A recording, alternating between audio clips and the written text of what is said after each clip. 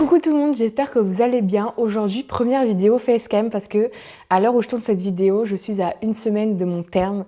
Donc je commence à être très proche et à quitter ma grossesse progressivement. Et c'est vrai que j'ai fait le bilan, parce que je trouve ça important à la fin de chaque situation. Et je me suis rendu compte d'à quel point la grossesse m'a fait grandir, m'a fait changer et m'a appris tellement de choses.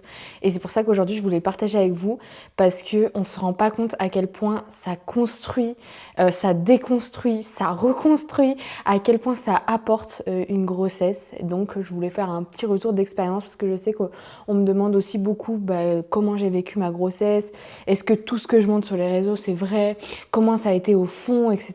Donc on va aller dans le plus fond du fond, dans tous les sujets.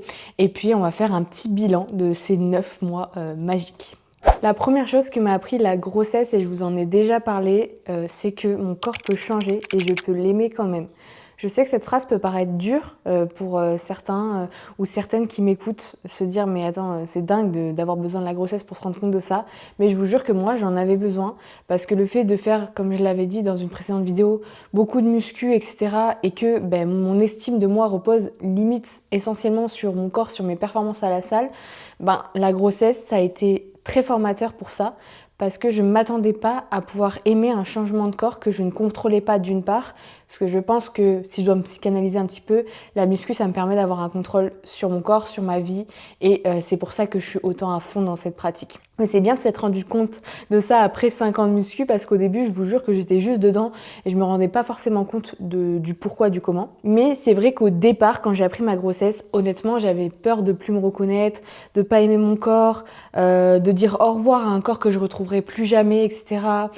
Du regard des autres aussi. À la salle, comme je le cachais aussi vraiment sous des oversize, etc. parce que j'avais pas annoncé ma grossesse, c'est vrai que je me suis rendu compte que ça comptait quand même pour moi et que c'était pas normal. Et au fil de la grossesse, il s'est passé un truc tout naturel, c'est que je trouvais ça génial en fait d'avoir ce changement-là, de créer la vie. Et je me disais mais mon corps il est incroyable, il change, c'est trop beau, j'aime trop. Mon chat est en train de faire des bêtises. Descends, Romy. Et donc, comme je disais, au fil des mois, je me suis rendu compte que mon corps, il est merveilleux, il est incroyable. Enfin, c'est quand même dingue le concept de créer la vie. On s'en rend pas compte, mais c'est fou de se dire qu'on a un petit être. Et je me disais, tu peux pas être si dur avec toi-même alors que tu es en train de créer la meilleure chose de ta vie. Tu peux pas te permettre de dénigrer alors que tu deviens la maman de quelqu'un. Il y a eu un switch d'idées et j'ai trouvé ça trop bien. Genre trop beau. Je me disais que honnêtement... je me verrais pas autrement. Et c'est vrai que là, maintenant que je suis en fin de grossesse, ça serait mentir que dire que j'ai pas eu quand même l'idée de retrouver mon corps, pas assez rapidement, mais quand même retrouver mon corps, faire tout ce que je peux pour me sentir bien, parce que là, en fin de grossesse, on est beaucoup plus gonflé, mon visage il change, même mes lèvres elles gonflent, donc c'est vrai qu'on a un petit peu hâte de reprendre le contrôle, mais c'est pas tant sur l'image de mon corps, et c'est là que c'est hyper positif pour moi, c'est surtout sur le fait de reprendre en fait ce qui est à nous, parce que là, très clairement, j'ai pas de mobilité, me baisser c'est compliqué, mettre des chaussettes c'est compliqué, me retourner la nuit c'est toute une histoire. Et c'est plutôt ça que j'ai envie de retrouver que le corps parfait. Honnêtement, là aujourd'hui, j'ai eu le recul suffisant pour me dire, ça prendra le temps que ça prendra. Genre si ça prend 9 mois, ça prendra 9 mois. En tout cas, je vais tout partager ici, comment, qu'est-ce que je fais comme exercice, ce que je mange, etc. Moi, je sais que je vais donner le meilleur de moi. Mais mon corps, il s'adaptera avec les ressources qu'il a. Et même si ça prend du temps, c'est pas grave, je l'aimerai toujours. Donc, je suis vraiment très contente d'avoir acquis cette évolution dans mon cerveau parce que ça n'a pas toujours été facile de s'apprécier. Et là, je vois que du coup, ça a changé. La deuxième chose que ça m'a apprise, ça reste dans la même vibe, mais c'est que ralentir, c'est normal et c'est ok et c'est bénéfique. Et ça, je vous jure que c'est un vrai combat parce que moi je suis quelqu'un, il faut toujours que je rentabilise mes journées. Je sais pas s'il y a d'autres personnes comme moi ici, mais il faut toujours que mes journées elles soient remplies, que j'ai plein de choses à faire pour que le soir je me sente bien et je me dise oh là là, c'était tellement rentable cette journée, parce que rien que le fait de me reposer, je sais pas, tout un dimanche comme là, fin de grossesse ou carrément des fois je fais rien de la journée, ça, c'était pas possible pour moi. C'était impossible. Je me disais, mais là, je perds du temps de vie, je perds du temps de productivité. Il y a tellement de choses que je pourrais faire en plus. Et ça, la grossesse, ça te dit, mais pas du tout ma belle, tu vas dormir. Au premier trimestre, je faisais 5 siestes par jour à mon prime. Je sais pas si vous vous rendez compte, mais je dormais extrêmement. Et au début, j'étais en mode, non mais c'est pas possible, tu fais rien de ta vie, t'arrives pas. Mais en fait, je pouvais pas, mon corps ne pouvait pas. Et encore, j'ai pas eu un premier trimestre, j'ai eu aucun symptôme. C'est-à-dire, à part la fatigue, j'ai pas vomi. J'ai pas fait de malaise, je sais qu'il y a énormément de choses qui peuvent se passer au premier trimestre que j'ai pas eu. Donc rien que la fatigue, moi, ça m'avait choquée. Et c'est vrai que j'ai toujours voulu tout rentabiliser. J'ai été étudiante, en même temps j'avais mon auto-entreprise, j'avais pas de vie, limite je travaillais le week-end, mais j'étais trop contente. Et là, ça m'a fait me rendre compte que ce rythme-là, je ne peux pas le tenir à vie, en fait. C'est bon quoi. Et le fait de ralentir, de profiter de moments simples, juste une petite sieste, machin, je pense que ça pourra m'aider aussi avec mon fils parce qu'un enfant, ça peut pas aller au rythme des parents qui est effréné. Faut aussi le laisser trouver son rythme. Faut être à l'écoute. Un enfant, ça peut galérer à parler et ça peut mettre 1 minute à faire une petite phrase. Et je sais que là, je prendrai le temps et que la maturité que j'ai acquise sur ce point-là, elle est hyper importante, même pour le reste de ma vie, mais même pour moi-même. Parce que je pouvais pas continuer à me dire, en fait, à me saborder toute la journée, à me dire ouais, ce que tu fais c'est pas bien, tu vas pas assez vite, t'avais mis d'autres points sur ta to-do list que t'as pas réussi à faire, c'est pas normal. Tout ça c'est pas normal, c'est un comportement pas normal. Mais je vous jure que la grossesse c'est un enseignement pour ça. C'est vraiment, vous apprenez à vous connaître et à comprendre ce qui n'allait pas chez vous avant, et ce qui dysfonctionnait et ce qui ne pouvait pas marcher en fait.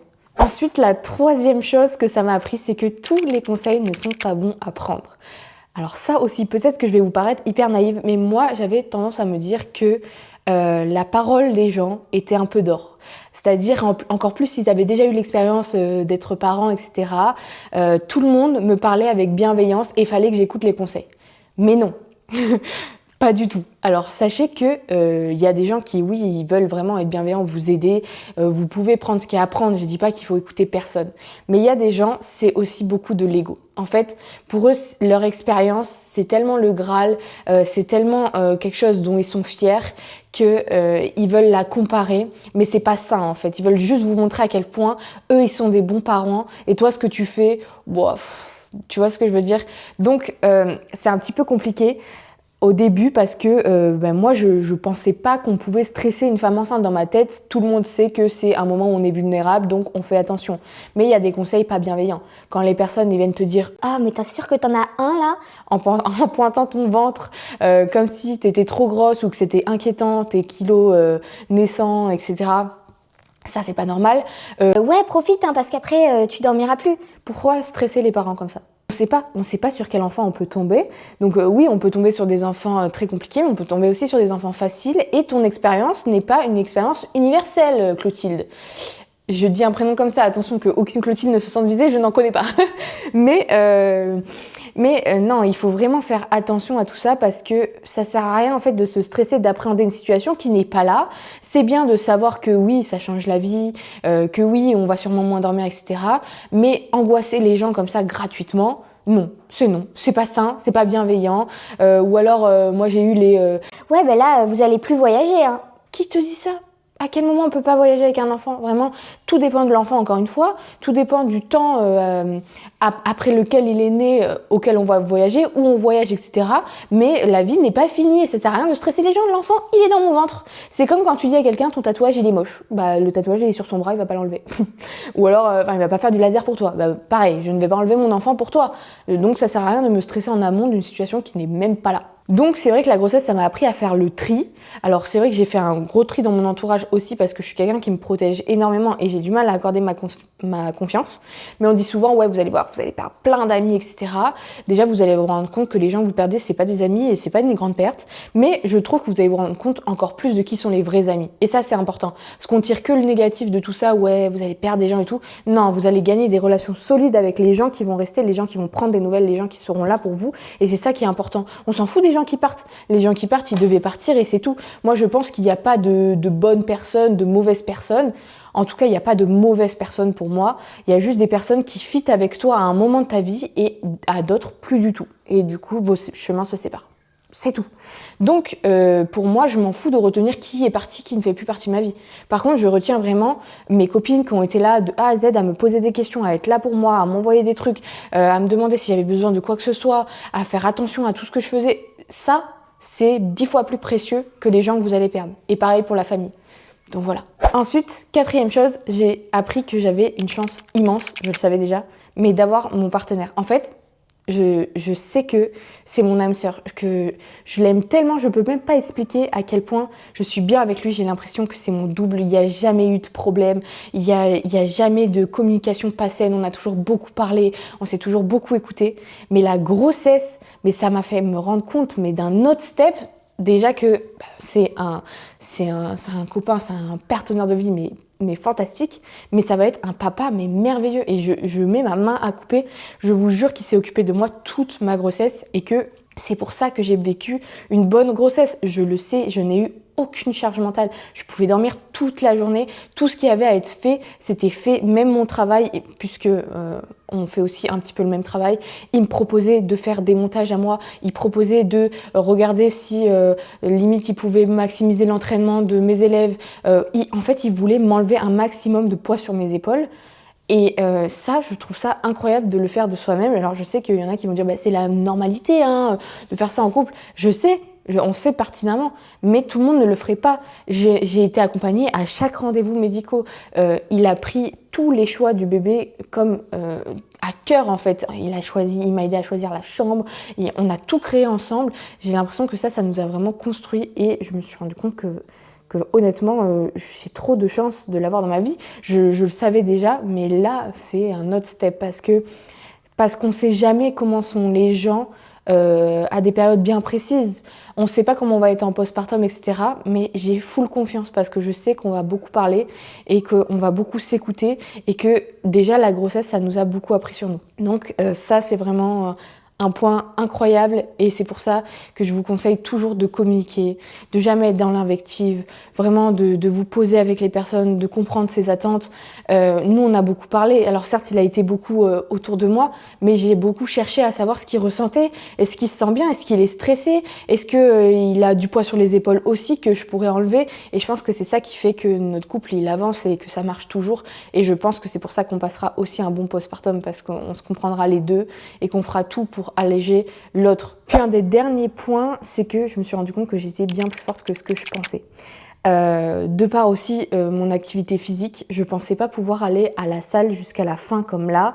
Là, je suis à une semaine de mon terme, j'étais à la salle il y a 3 jours, je vais marcher tous les jours.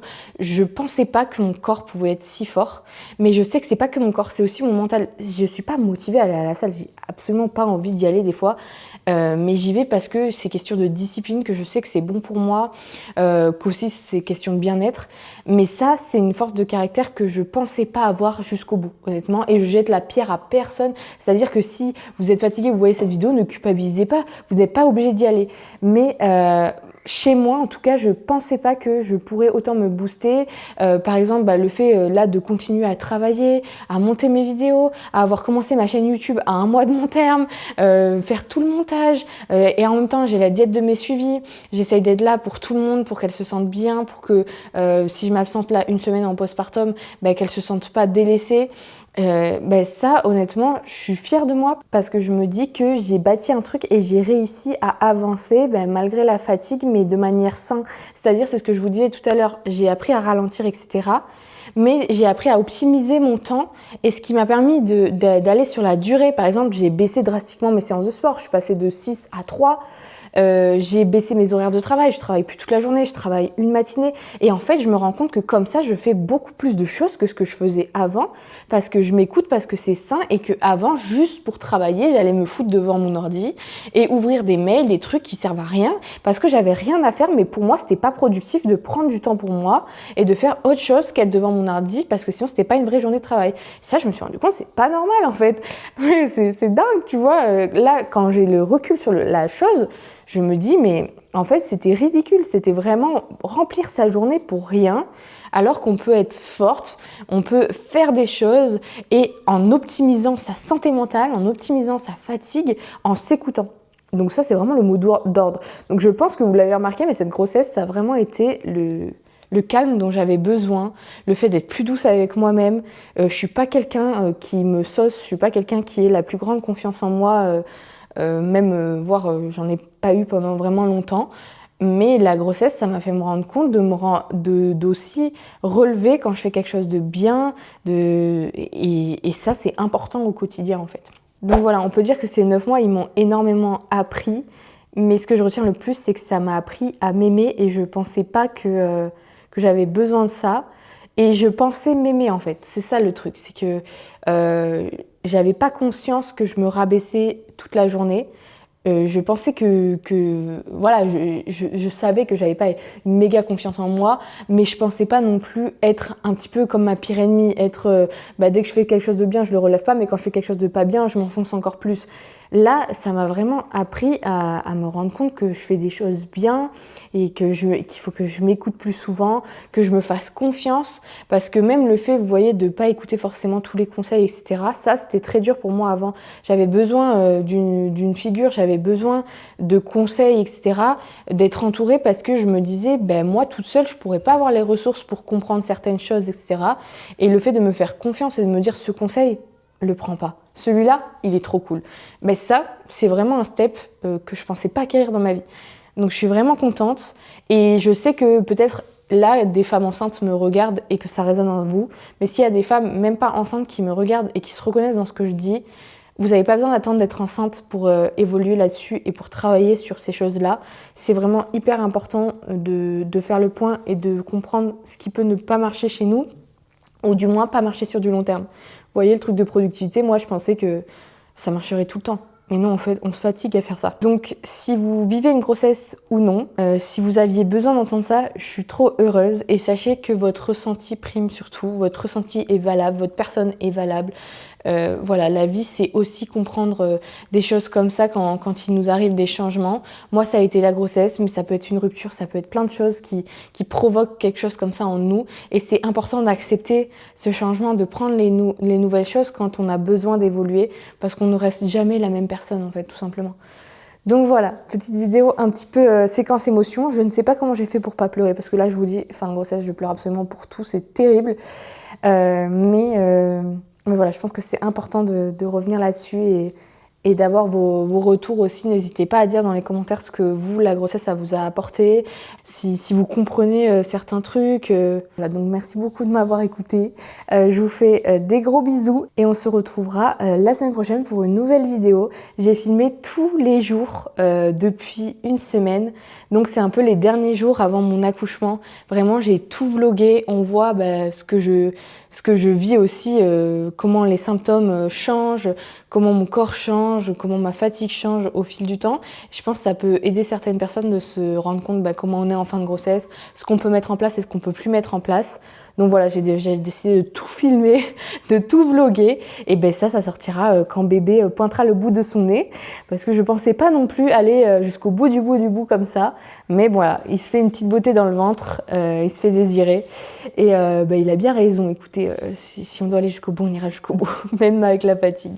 Donc voilà, je vous fais des bisous.